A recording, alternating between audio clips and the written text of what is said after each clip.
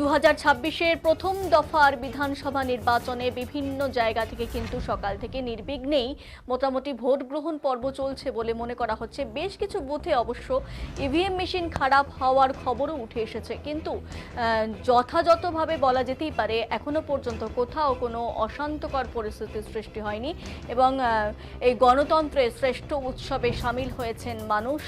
সকাল থেকেই কিন্তু বিভিন্ন জায়গায় আবহাওয়ার পরিবর্তন থাকলেও কিন্তু মানুষ ঘরে বসে থাকেননি। সকাল সকাল তাদের এই গুরুত্বপূর্ণ ভোট দান কিন্তু সেরে এসেছেন এখনো পর্যন্ত অনেকেই।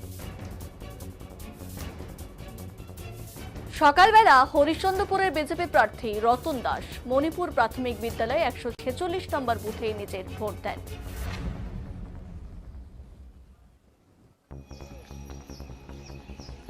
আসো তখন আমাকে দেখাবো।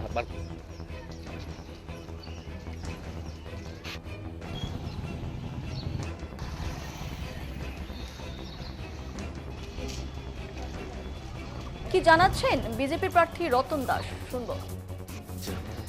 আজকে সকালে উঠে গেলাম ঘুরতে, দেখলাম সিচুয়েশন ভালো আছে এবং নিজের ভোটটাও দিয়ে আসলাম। কিছু পেয়েছেন এলাকায় সেরকমভাবে এখানে আমার এলাকায় কোনো খবর নাই, কিন্তু বাইরে যদি হয় সেটা এখন পর্যন্ত খবর আসেনি, কিন্তু শান্তিসুষ্ঠুভাবে হবে। এখানকার প্রশাসন বলেছেন যে শান্তিসুষ্ঠুভাবেই ভোটটা হবে, কোনো রকম অশান্তি না হোক। জেতার জন্য শিওর 100% আশাবাদী যে আমি জিতছি। আমার নাম রতন দাস, হরিশ্চন্দ্রপুর বিজেপি প্রার্থী।